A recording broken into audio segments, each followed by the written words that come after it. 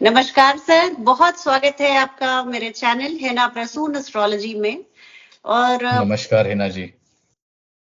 Sir बहुत स्वागत है आपका। और जैसा हमने पिछली बार विदा लेते समय दर्शकों से वायदा किया था हमने कि D9 की चर्चा, डिविजनल चार्ट्स की चर्चा अधूरी है जब तक हम इसके कुछ महत्वपूर्ण बिंदु जैसे पुष्कर नवांश, 64वां नवांश, 22वां दृष्टान, छिद्र ग्रह, हालांकि ये सब D9 के पार्ट, डिविजनल चार्ट्स के पार्ट, बहुत सारे टॉपिक्स ऐसे हैं जो नहीं है, फिर भी जानने की बहुत इच्छा है। मृत्यु एक ऐसा शब्द है जो जितना हमारे एक रहस्यमय दुनिया और मानव मन एक बहुत स्वाभाविक एक अनजान दुनिया, एक रहस्यमय दुनिया में हमेशा विचरण करना चाहता है, उसके रहस्यों से पर्दा हटाना चाहता है। सर मुझे बहुत मैं आपसे आग्रह करूंगी कि आप ऐसे कुछ रहस्यमयी बिंदुओं पर जो एस्ट्रोलॉजिकली आप कुछ प्रकाश डालें तो ये बहुत अच्छा लगेगा हमारे दर्शकों को। जी बिल्कुल।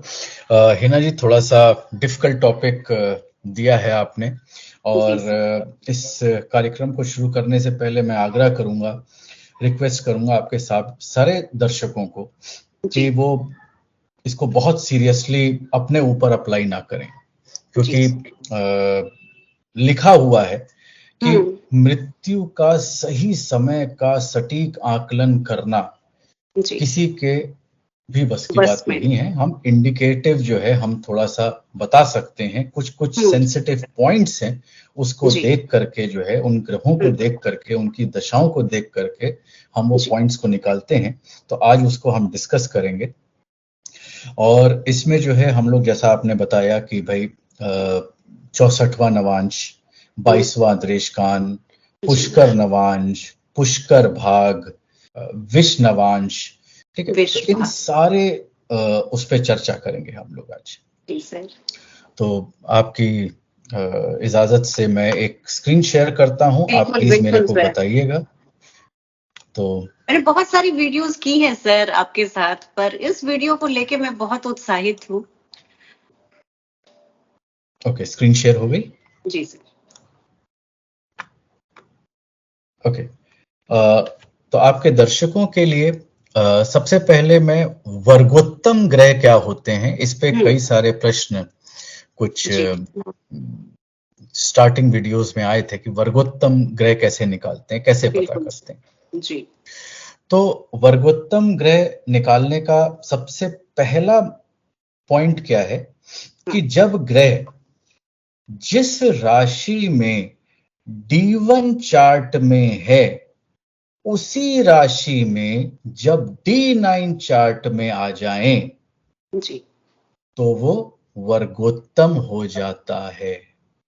तो यहां पे जब इसको मैंने इस चार्ट में प्लॉट किया तो जो कलर्स हैं, जी, ठीक है, केवल इतने ही पॉसिबिलिटी है प्लैनेट के वर्गोत्तम होने की, यानी कि 108 नवांश होते हैं, उसमें से केवल 12 पोजीशन, 12 डिग्रीज, 12 नवांश ऐसे हैं जिसमें कि ग्रह वर्गोत्तम हो सकता है।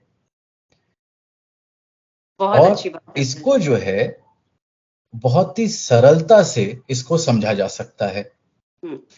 तो अगर मूवेबल साइन, चर राशि में अगर कोई ग्रह 0 डिग्री से 3 डिग्री 20 मिनट में है D1 चार्ट में, जी, तो वो वर्गोत्तम हो जाता है।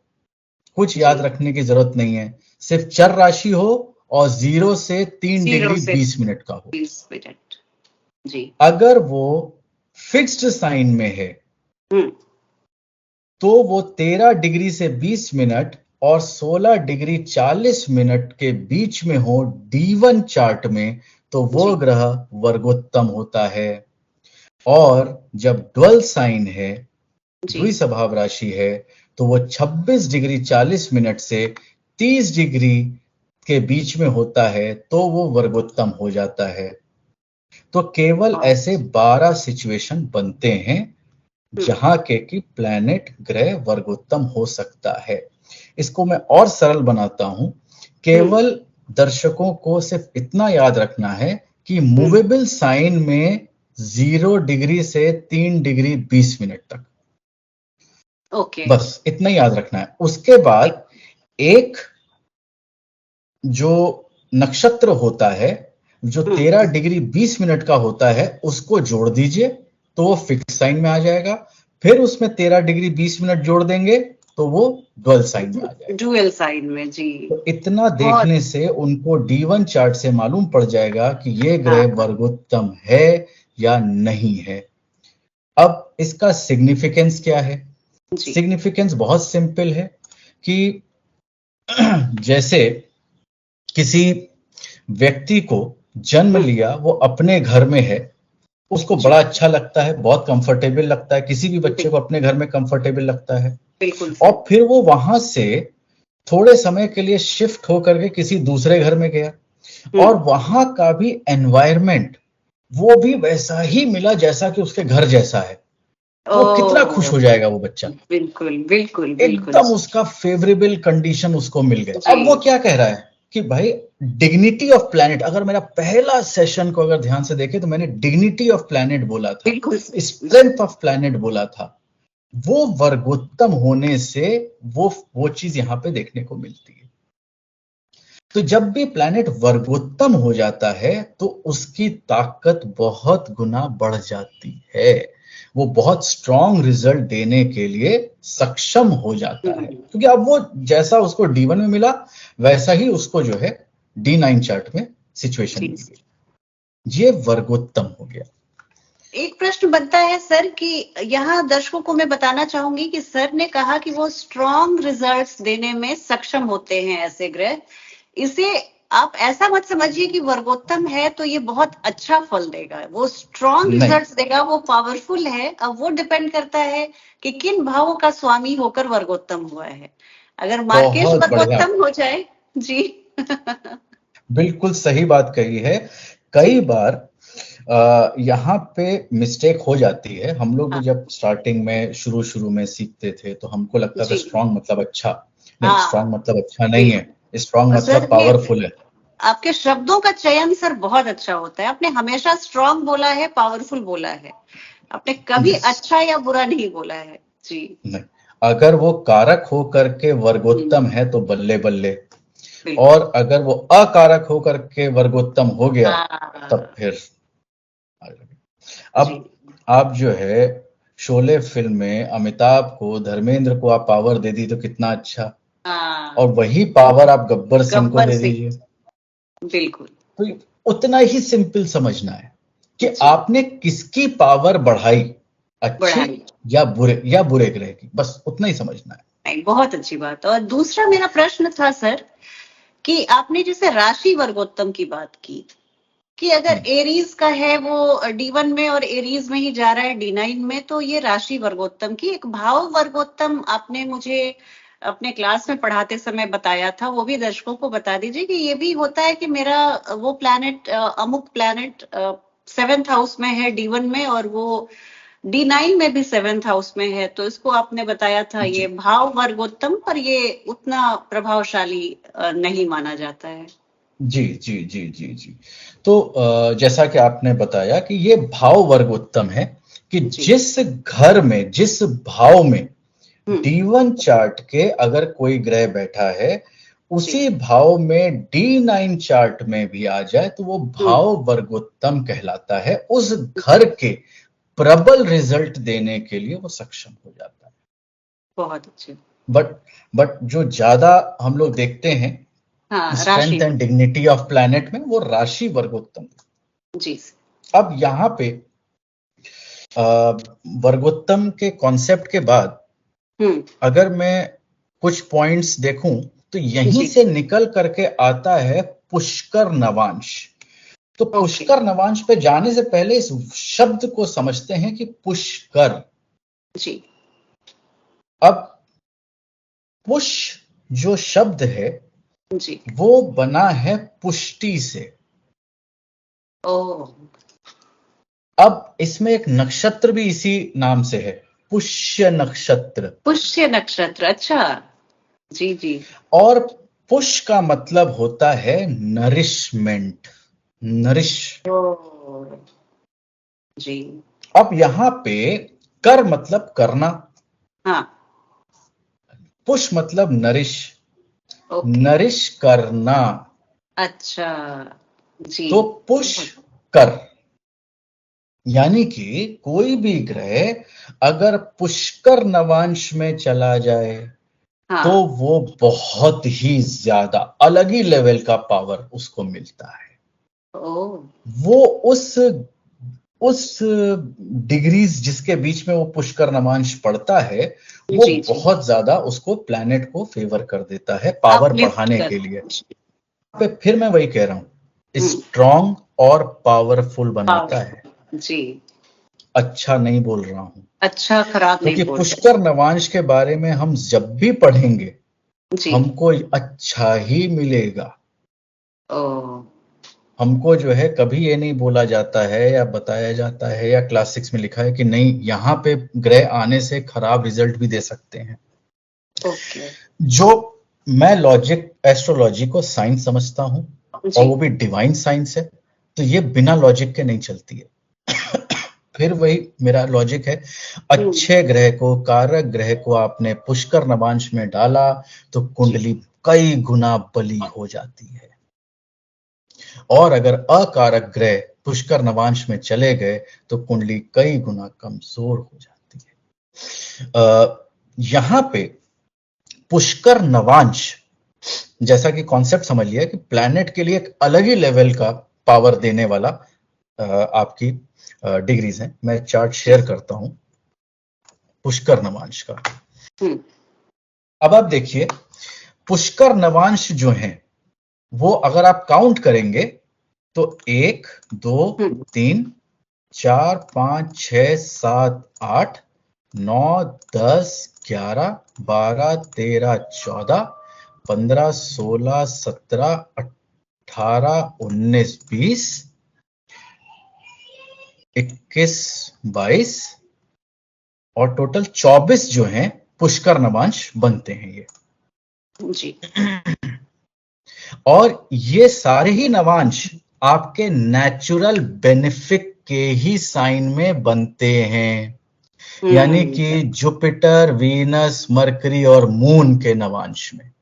जी। इसमें कोई भी पुष्कर नवांश आपके नेचुरल मेलेफिक के या क्रूर ग्रह के नवांश में नहीं पड़ता नहीं है। बनता। यानी जी। सैटर्न, मार्स और सन के राशि में अगर कोई ग्रह D9 चार्ट में है तो वो पुष्कर नवांश में पॉसिबल ही नहीं है। ठीक है सर। तो आपके पास केवल 4 सौम्य ग्रह उनके ही राशि में जब D9 में आएगा तभी पॉसिबल है, और ये 24 होते हैं। और हर राशि में अगर आप देखेंगे तो ये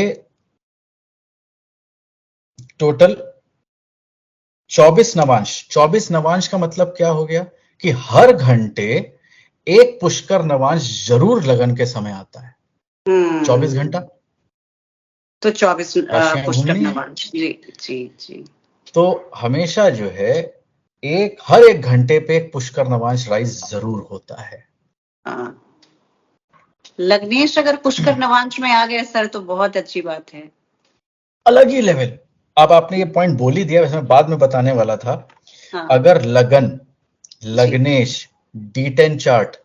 त्रिकोण के लॉर्ड अगर ओ। ये पुष्कर नवांश में आ गए तो वो महाराजा वो वाह। बनता है। सर अगर लग्न खाली हो और पुष्कर नवांश में हो तो इसको कैसे इंटरप्रेट करेंगे? बहुत लग्नेश बड़ी कहीं और लगन हो। हो गया, बहुत ही। लग्नेश लग्नेश कर कहीं और है तो थोड़ा सा कमी हो जाएगी, लेकिन जी। अगर लगन और लग्नेश, ठीक है, हाँ। अगर वो दोनों पुष्कर नवांश में फॉल कर जाए, भाई हाँ। लग्नेश तो कहीं पे भी हो सकते हैं कुंडली में, लेकिन वो ऐसी जगह गए जो कि पुष्कर नवांश में आ गया, जी जी जी।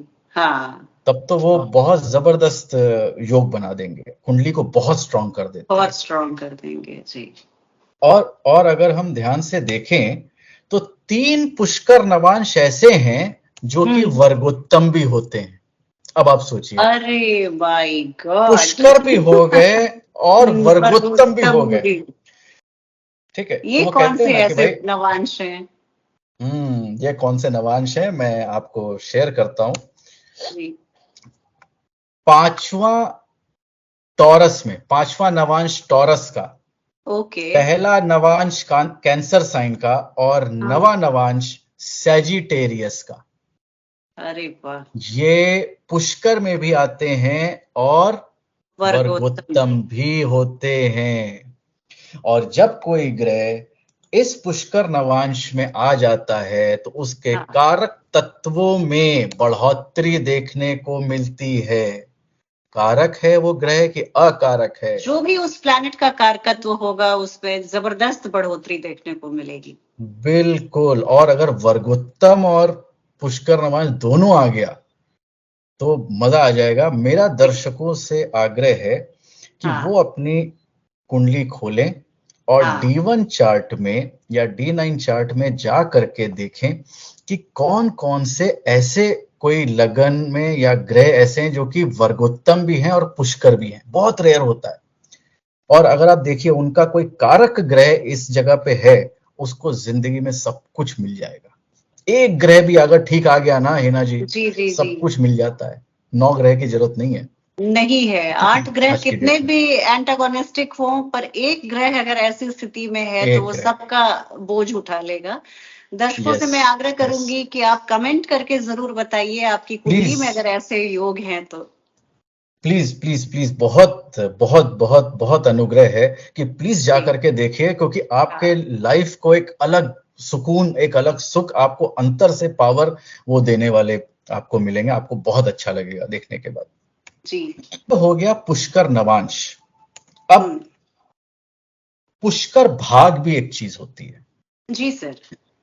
आमतौर पे ये कई दोनों को। सारे लोग हाँ, पुष्कर एक ही। नवांश और पुष्कर भाग को एक ही समझते हैं। जी। नहीं, पुष्कर भाग और हाँ। पुष्कर नवांश दो अलग अलग चीजें हैं। जी। पुष्कर नवांश, जैसा कि नवांश वर्ड लगा हुआ है, तो हाँ। वो नवांश के पदों के ऊपर चलता है, यानी 3 जी। डिग्री 20 मिनट का एक स्पैन दिया हुआ है। जी। तो उसमें जो है अगर कोई प्लैनेट आता है तो वो पुष्कर नवांश में आ गया।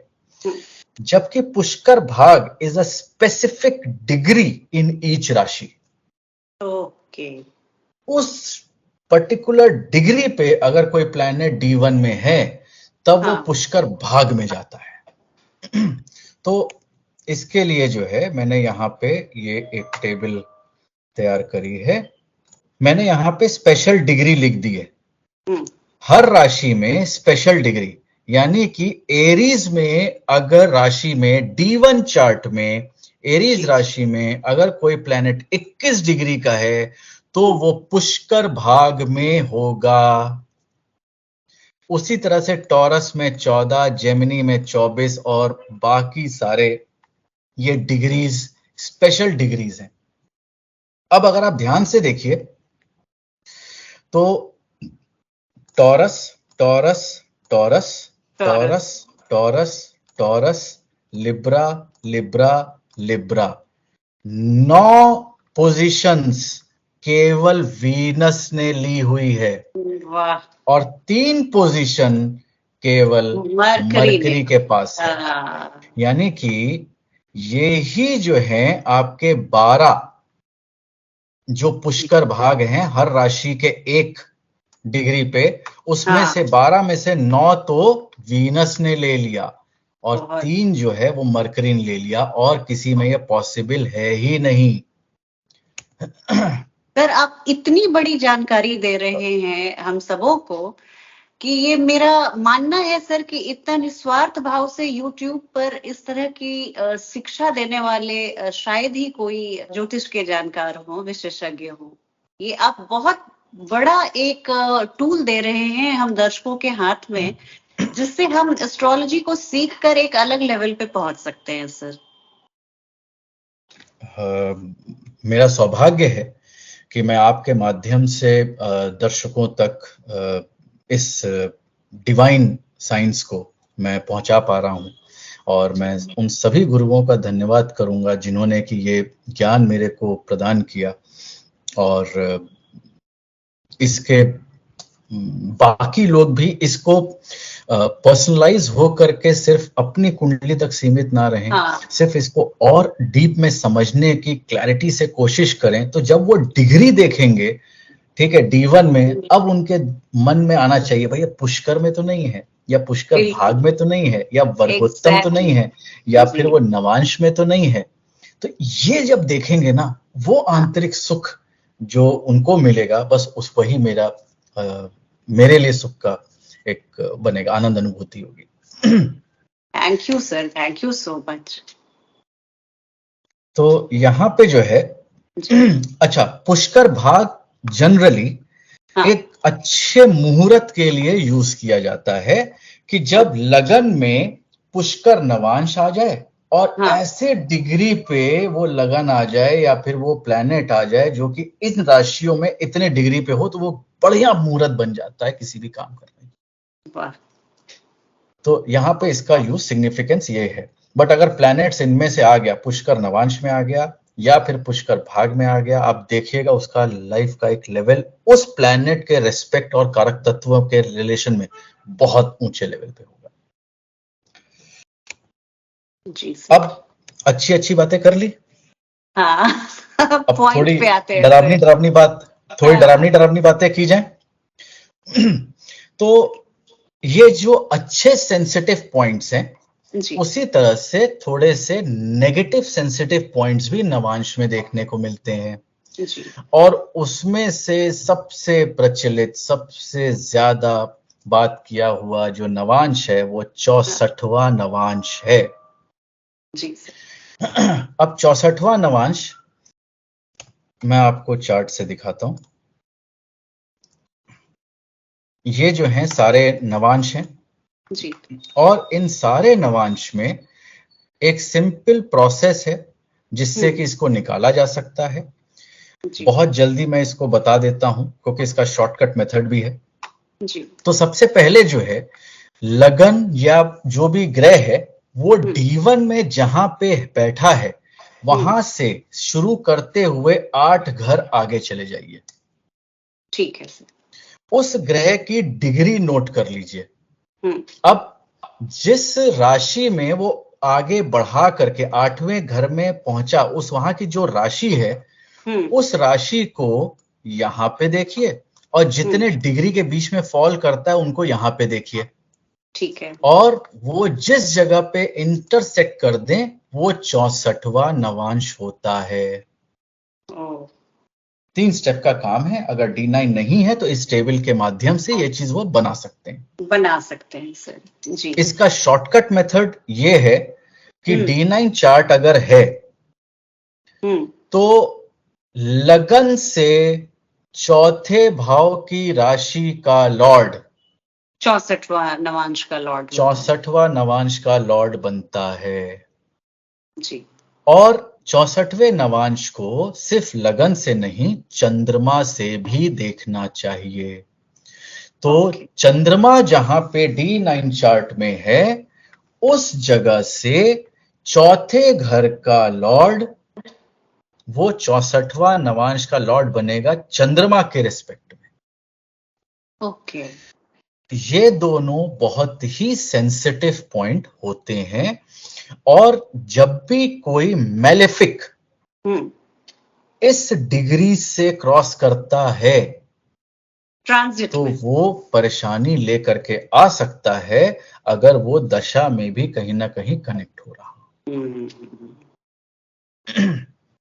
तो ये जो है एक बहुत ही सेंसिटिव पॉइंट है। देख करके समझा जा सकता है कि हाँ, अगर ये मेलेफिक प्लैनेट ट्रांजिट में मेरे 64वें नवांश के डिग्री पे आ रहा है तो समझ लीजिए कि आपके लिए खतरे की घंटी बज रही है।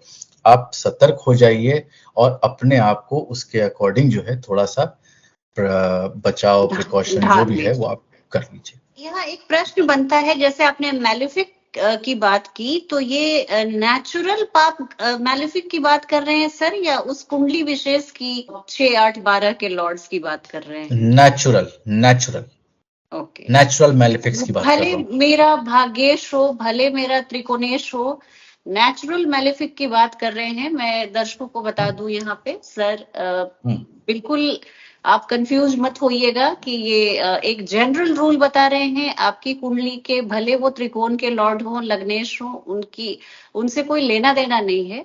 तो इसको आप बहुत ध्यान से वीडियो को आप सुनिएगा और समझिएगा। मेरा पहला ही पॉइंट देखिए यहाँ पे लिखा हुआ है ट्रांजिट ऑफ नेचुरल मेलेफिक्स। जी, आई होप विजिबिलिटी क्लियर है इसमें। बिल्कुल सर। ठीक है। और any natural malefic even if it is placed in 64th नवांशा from any planet, be it moon, be it Venus, be it Mars, be it Saturn, be it sun, be it Mercury, तो उस ग्रह के respect में भी ये adverse result ला सकता है। और अगर लॉर्ड ऑफ 64th नवांशा और 22वां दृश्यकांड सेम हो जाए तो उसकी दशा पीरियड में अति नुकसान होने की संभावना है। यहां पे मैंने एक नया शब्द प्रयोग किया, सेंसिटिव पॉइंट प्रयोग किया, वो है 22वां दृश्यकांड। जी। तो 22वां दृश्यकांड क्या है? बहुत सिंपल है। दृश्यकांड कुंडली बनती है D3 कुंडली, जी, डिविजनल चार्ट 3। इसमें जो है जैसे नवांश के एक राशि के 9 पार्ट किए जाते हैं, वैसे यहां पे एक राशि के 3 पार्ट किए जाते हैं 10-10 डिग्री के। और इसमें D3 में चार्ट में जो 8th लॉर्ड बनता है वो होता है 22वां दृश्यकांड का लॉर्ड। ठीक है। अगर आप सिंपल देखिए D1 चार्ट को, अगर मैं देखूं एक राशि के 3 पार्ट, जी, तो 7 राशि तक अगर मैं आ जाऊं तो कितने पार्ट हो जाएंगे? 21 पार्ट हो जाएंगे। एक राशि के 3 पार्ट, दूसरे घर के 3 पार्ट, तीसरे घर के 3 पार्ट, इस तरह से मैं 7 घर तक आ जाऊं तो 21 हो गया। 21 पार्ट हो गए। 8वें घर का पहला 10 डिग्री 22वां दृश्यकांड होता है D1 चार्ट में, और वही D3 में 8वां लॉर्ड बन जाता है। तो मैं यहां पे अगर बात करूं तो 22वां दृश्यकांड जी, ये है 8th लॉर्ड फ्रॉम दी लग्ना और दी प्लैनेट इन D3, वो 22वें दृश्यकांड में होता है। और इसको अगर D1 से कैलकुलेट करना है तो बहुत सिंपल है। जिस भी लगन या जो भी है राशि जो है लगन की, उसको आप नोट कर लीजिए, उसकी डिग्री नोट कर लीजिए, और वो किस दृश्यकांड में गया है, यानी कितने डिग्री पे। अगर लगन 10 डिग्री से कम में है तो पहला दृश्यकांड, 10 से 20 डिग्री के बीच में है तो दूसरा दृश्यकांड, 20 से 30 डिग्री के बीच में है तो तीसरा दृश्यकांड। तो किस दृश्यकांड में गया है उसे आप इजीली मालूम कर सकते हैं लगन की डिग्री देख करके। और उसके बाद आप लोकेट कर लीजिए कि उस राशि में, वो राशि अगर दूसरे दृश्यकांड में है, सपोज करिए लियो लगन है और उसकी डिग्री जो है वो है 24 डिग्री, तो लियो लगन की 24 डिग्री, तो 20 से 30 के बीच में स्कॉर्पियो बनेगा, तो मंगल जो है वो यहां पे बन जाएगा 22वें दृश्यकांड का लॉर्ड। अब आप देखेंगे लियो साइन है, उसके लिए मंगल दोस्त है जी, लेकिन फिर भी वो यहाँ पे अपनी कारक है, लेकिन फिर भी जब समय आएगा, ठीक है, तब ये 22वां दृश्यकांड का मंगल यहाँ पे अच्छा नहीं, बुरा रिजल्ट दे करके जाएगा। तो ये एक दूसरा सेंसिटिव पॉइंट होता है जो कि 64वें नवांश के साथ जोड़ करके इसको एनालाइज करना होता है कि मेरे 64वें नवांश का लॉर्ड और 22वें दृश्यकांड का लॉर्ड कौन कौन है, ये जरूर पता होना चाहिए। उनकी दशाएं कब आ रही हैं ये पता होना चाहिए। और अगर ये दोनों प्लैनेट सेम हो गए तो उससे बहुत दूर रहना चाहिए।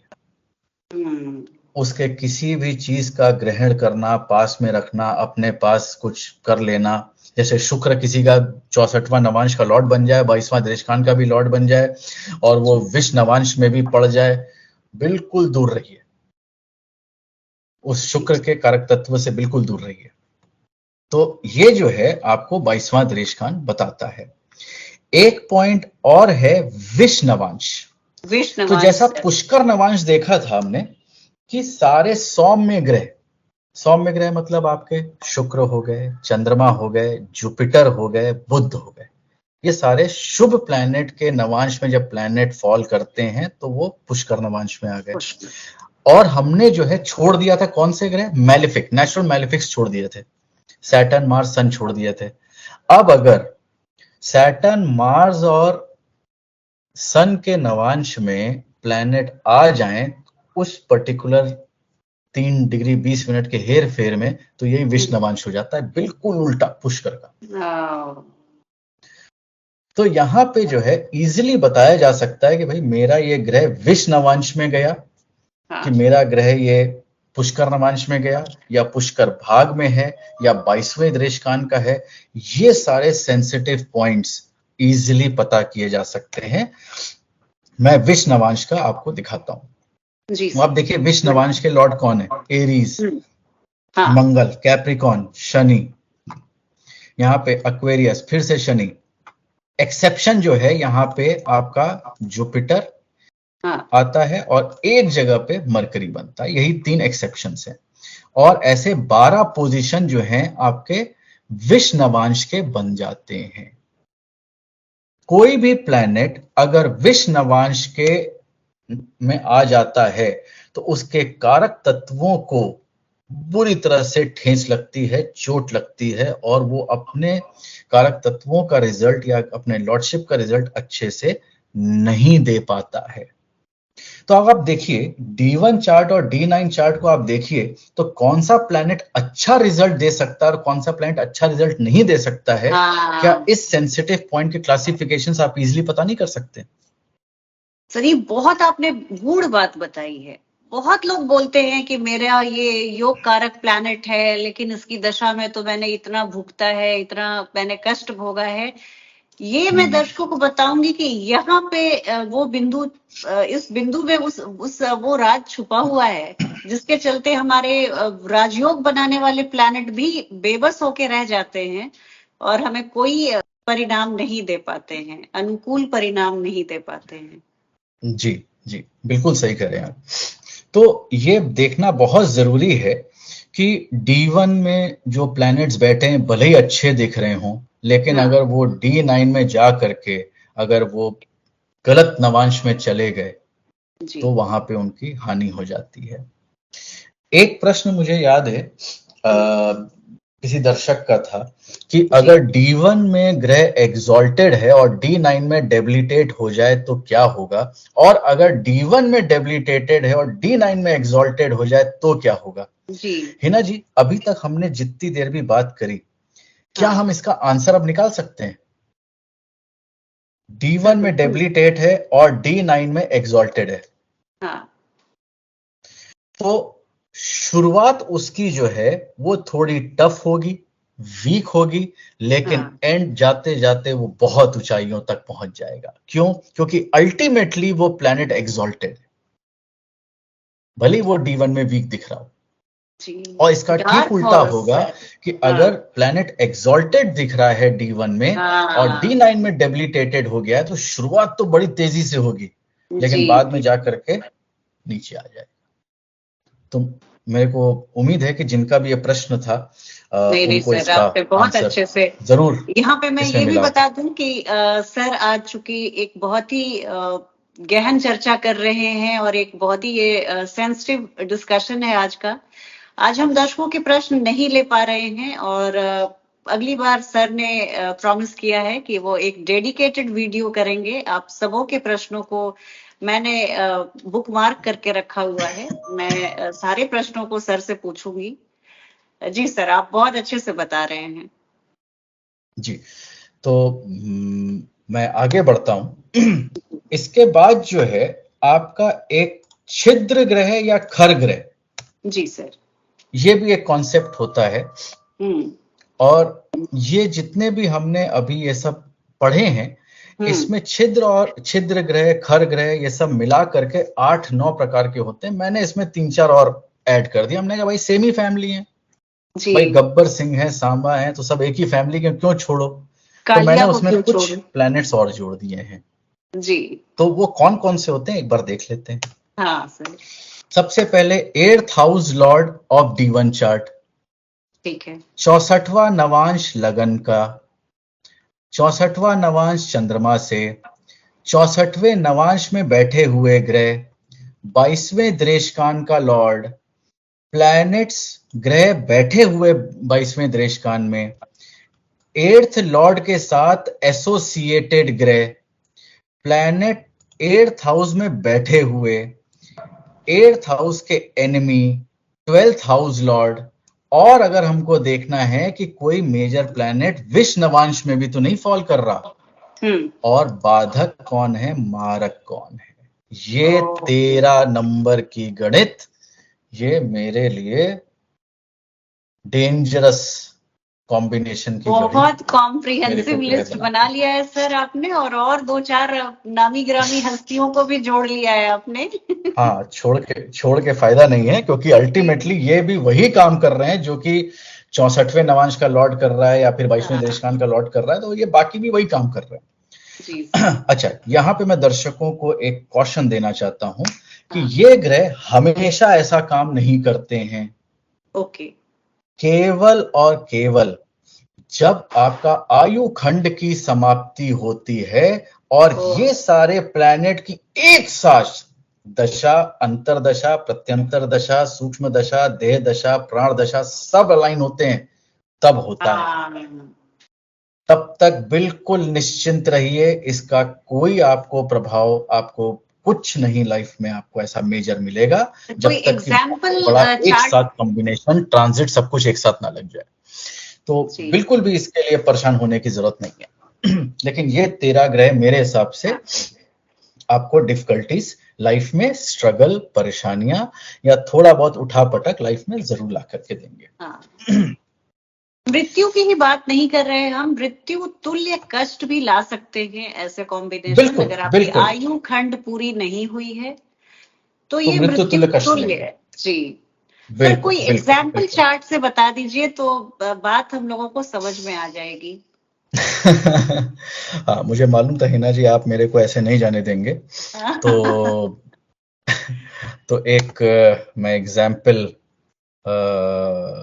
लेता हूं यहाँ पे जी। इंदिरा गांधी जी का एक एग्जाम्पल लेता हूं। ठीक है सर।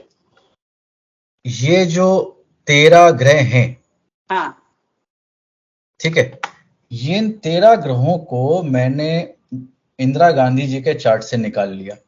ठीक है। 8th लॉर्ड सैटर्न, 64वें नवांश लग्ना से मरकरी, 64वां नवांश चंद्रमा से शुक्र, प्लैनेट पोजिटेड इन 64वां नवांश फ्रॉम लगन एंड मून राहु, 22वां दृष्टान फिर से शुक्र बन गया, planet associated with 8th lord moon बन गया, enemy of 8th lord sun and Mars बन गए, 12th लॉर्ड मरकरी बन गया, बाधक वीनस और सन और सैटर्न मारक बन गए इनके चार्ट में। ओके। इनकी जब मृत्यु हुई, यानी कि 31 अक्टूबर 1984, उस समय अब आप देखिए दशा क्या चल रही थी। शनि में राहु में सूर्य में मंगल में शुक्र। अब आप देखिए यहाँ पे सारे मिलेंगे आपको। 8th हाउस लॉर्ड सैटर्न, उसके बाद राहु 64वें नवांश में लगन और चंद्रमा से बैठा हुआ, उसके बाद सूर्य आपको दो जगह दिखता है, एक मारक लॉर्ड भी है और एक वो 8th लॉर्ड का एनिमी भी है।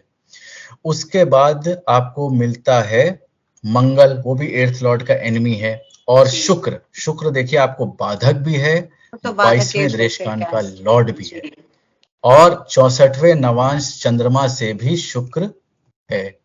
अब आप देखिए जो जो मेजर प्लैनेट्स हैं, जब उनकी दशा एक साथ आई तभी ये उनका डेथ हुआ। अदरवाइज तो उनके लाइफ में जो है कई बार दशा राहु की, अंतरदशा, प्रत्यंतर दशा, तो सेटबैक आए होंगे ऊपर नीचे उनके लाइफ में रहा होगा, रिकवर करती गई। हाँ, और वो रिकवर करती गई। लेकिन जब सबने एक साथ अलाइन कर दिया तो वो तो फिर कुछ नहीं कर सकते। और भगवान ने बोला ही है भाई, जिसने जन्म लिया है उसका जाना अटल है, और जब जाना अटल है तो इन ग्रहों का ये रोल तभी फलीभूत होता है। तब तक के लिए निश्चिंत रहें, ऐसा कुछ प्रॉब्लम नहीं बहुत आता बड़ी है। जानकारी दी है सर और आपने। अगर मैं साथ में देखूं, मेजर इवेंट्स देखूं, संजय गांधी जी, उनकी हाँ डेथ देखिए शनि और वीनस में, और ये हाँ, दोनों ही देखिए यहाँ पे क्या क्या बने हुए हैं। जो मृत्यु तुल्य कष्ट की बात मैंने की मृत सर। जी बिल्कुल, मैं उसी पे आ रहा हूं कि मृत्यु तुल्य कष्ट जो आपने बोला, वो देखिए चंद्रमा से वीनस बन गया, फिर हाँ 22वें देश खान का लॉर्ड बन गया, बाधक लॉर्ड बन गया। तो यहाँ पे जो है ये चीज देखने को मिली, मेजर सेटबैक्स आपको इन्हीं ग्रहों के बीच में ही दशा में, अंतर दशा में आपको मिलेगा। जब इमरजेंसी लगी, जी, ठीक है, जिसमें हाँ, उनको बहुत बड़ा, उनको स्ट्रगल और सब देश को संभालना, सब कुछ उनके लिए करना और पड़ा उनको, बदनामी बदनामी तो सर बहुत हुई। बहुत हुई। ठीक है, जी, उस समय भी देखिए शनि में बुध की दशा चल रही थी। हाँ शनि एर्थ लॉर्ड, 64वें नवांश लग्ना से बुध, आपके 12th हाउस लॉर्ड बुध।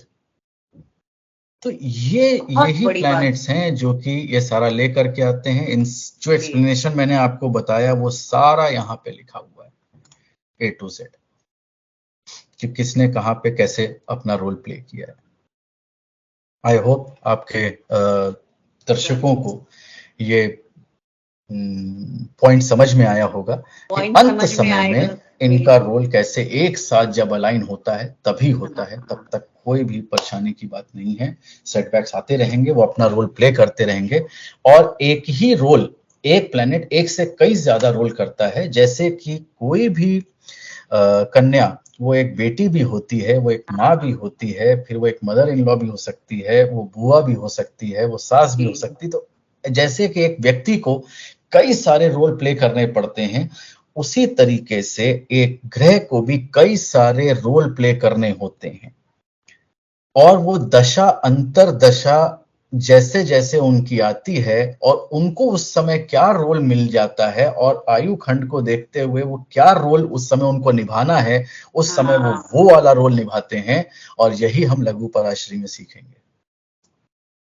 सर, आप इतने अच्छे से और इतनी सरल भाषा में आपने बताया, इन सारे कॉन्सेप्ट्स हैं उनको समझाया, बहुत हृदय से आपका आभार। और दर्शकों को मैं फिर से आग्रह करूंगी कि आप बिल्कुल घबराइएगा मत, क्योंकि यही सचिन सर की कही हुई एक और बात मैं आपको बता दूं। उन्होंने कहा है कि जब तक घंटे की सुई, मिनट की सुई और सेकंड की सुई एक सब एक दूसरे पर ओवरलैप नहीं होती हैं तो अलार्म नहीं बजता है। तो हालांकि उसी घड़ी में ये तीनों सुई होती है, कहीं कहीं घूमे तो कोई अलार्म नहीं बजेगा, तो आप लोग भी अलार्म्ड मत होइएगा। और सीखने के लिहाज से इस वीडियो को आप 2 बार जरूर देखिएगा। सर ने बहुत मेहनत से इन नोट्स को बनाया है, उनका स्वाध्याय और उनकी रिसर्च इसमें शामिल है, तो उसको ऑनर कीजिएगा। और आपके प्रश्नों और आपके सुझावों का स्वागत है। आप एक डेडिकेटेड वीडियो सर करने वाले हैं, आपके सभी प्रश्नों का जवाब देंगे। सर, चलते चलते आप कुछ बताना चाहेंगे? जैसे हम लोग घड़ी में अलार्म सेट करते हैं, आपने जो एग्जाम्पल लिया, जी, उसी तरह से भगवान ने हम सबके लिए वो अलार्म की सुई, मिनट, घंटा, सेकंड सेट किया हुआ है। और जी, तब तक आप अच्छे से रहिए। आयु खंड एक और टॉपिक है जिसको कि हाँ। हम लोग पढ़ सकते हैं, सीख सकते हैं। तो लघु तो पराश्री में तो कभी पढ़ाएंगे सर आप? हुआ तो वो भी हम लोग कभी करेंगे, कि भाई आयु खंड कैसे निकाली जाए, वो भी हम लोग कभी देखेंगे। सर, लघु पराश्री में तो आप पढ़ाएंगे आयु खंड निकालना? हाँ, लघु पराश्री में जो आयु खंड का जो छोटा सा एक चैप्टर या पॉइंट दिया हुआ है वो बताएंगे। लेकिन आयु खंड को निकालने के लिए भी हाँ, आपके पिंड आयु मेथड है, अंश आयु मेथड है, आयु बाय अष्टक वर्गा मेथड है, ये सब बीपीएचएस में दिया हुआ है। और ओके, इसके ऊपर जो है मेरा रिसर्च अभी चल रहा है। तो जी, कोशिश करेंगे कि एक बार वो भी दर्शकों के साथ शेयर किया जाए। प्लीज सर, प्लीज, बहुत खुशी होगी मुझे। जी जी जी। दर्शकों से विदा लेने का समय है। बहुत जल्दी आपसे एक नई वीडियो में भेंट होगी, तब तक मेरे चैनल पे बने रहें और वीडियो के लिंक को अपने फ्रेंड्स और फैमिली मेंबर में शेयर करें और चैनल को सब्सक्राइब करें। नमस्कार सर। नमस्कार, नमस्कार हिना जी।